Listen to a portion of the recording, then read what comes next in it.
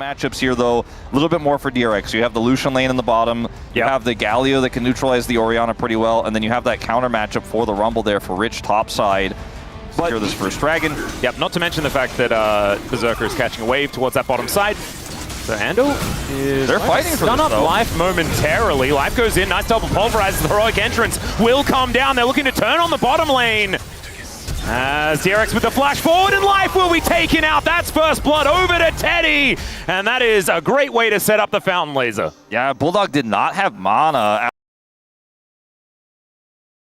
I don't think DNF are going to be contesting for these. No, there's just no level 6 for Life. He's only halfway there. Like, Andal doesn't have it either, but he's much closer. You can see that XP lead. They know they're behind there. They also know that trying to Nocturne ult into this fight without vision is just a fool's errand. And unfortunately, you know, this is one of the places you would have liked to pretty high chance. Yep, teleport is up as well as, all right, we're going aggressive.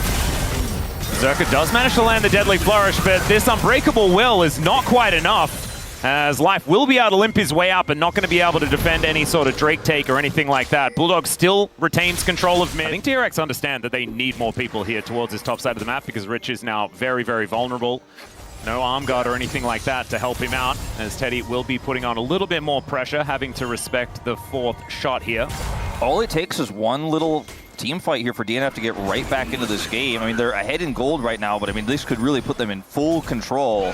Yeah, Rift Herald gonna get started up here. Dustbringer comes on through. There is a ward down already as Life gets behind them. Wind becomes lightning. Into the back line he goes. Equalizer comes through as well, as it's just melting them down. Life will be actually still alive here as Sponge takes down the Rift Herald, but in the meantime, it's Berserker that's threatening here against this Xin Zhao that's so incredibly low. These health bars, kind of crazy. Sponge electing not to use his smite on that one. And once again, DNF with Cryo here. Teddy so far away, they want to wait for him to be the target before they look for the turn. Yeah, Sponge is going to go in. Wind becomes lightning, does find Pyoshik here, but he has the paranoia. Into the back line they go. Tries to get Teddy, but he gets out of the way of it. Still, Rich is able to bounce his way between worlds to keep himself alive, and now they're lined up. Teddy still looking for an angle here, but doesn't have the culling anymore. And Life likely to get locked down. There it is. As soon as that Winter's Bite hits, the Lucian's so good at proccing it.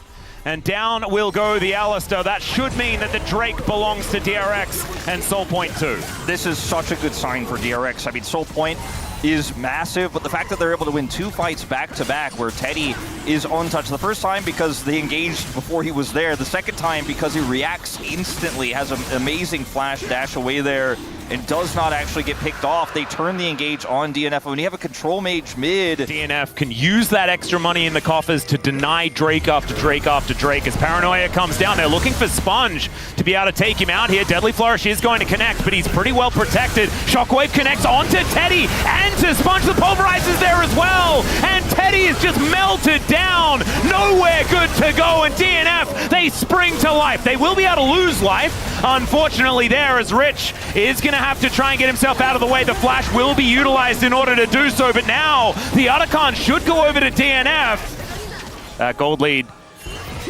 still there for DNF as Dudu throws down the ulti, but unfortunately he is surrounded. In comes Life, finds the Winter's Bite there as well, and Dudu is going to go down. This could spell an Otacon as Bulldog is towards that top side, teleport in hand, but a 4v5, do you really want to be going for that? Scenario here, but DNF, yes, use the dragon to then pull DRX there. They are slowly realizing that is how they have to play this. Oh, Teddy on a bit of a flank angle here, which is kind of awkward. Shockwave connects onto 2. The Equalizer goes down as well just to finish off Andal, and it is going to work out. No door anymore for DRX. As Yahoo able to use that Justice Punch to escape, but this will mean no soul for DRX. And the first Drake will be picked up by DNF. Those tempo vibes, man. Yes, use the dragon to then pull DRX there. They are slowly realizing that is how they have to play this. Oh, Teddy on a bit of a flank angle here, which is kind of awkward. Shockwave connects onto 2. The Equalizer goes down as well just to finish off Andal, and it is going to work out. No door anymore for DRX. As Yahoo able to use that Justice Punch to escape, but this will mean no soul for DRX. And the first Drake will be picked up by DNF. Those tempo vibes, man.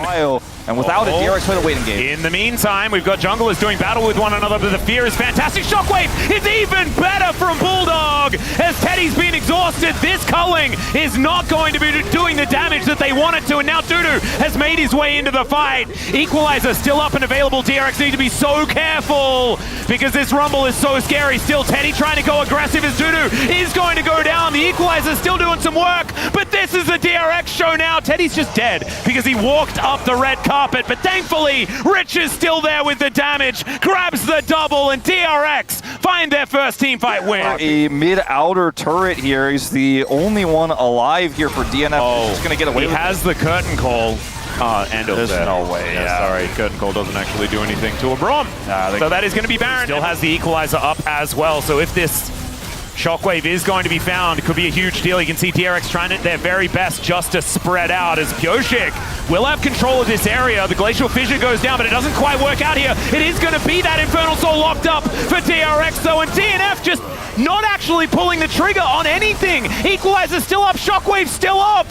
And so a DRX, of course. Shockwave finally going to be used. There's the Equalizer. The curtains have been called as Andil will be sacrificed for the good of the team as Rich is going to explode as well into that pool of cinders. This is a massive win for DRX, but I gotta give credit where it's due. The fight is lost. They lost the Infernal Soul. The game is also likely lost with it, but I love to see that we've seen massive improvements here in shot calling for DNF. And they're gonna get Otacon as well. Yeah, this is the thing. This is making the best out of a bad situation, right? Because they were sieging the top inner turret, and as it turns out, I don't even think that goes down. Waiting to see if Teddy steps too far forward or if that support jungle duo is also too far forward, contesting neutral. Pioshik caught. Very awkward position here as he's exhausted. Has to flash to get himself out of the way. Is there the flash pulverize from Life, but he doesn't manage to push Teddy back.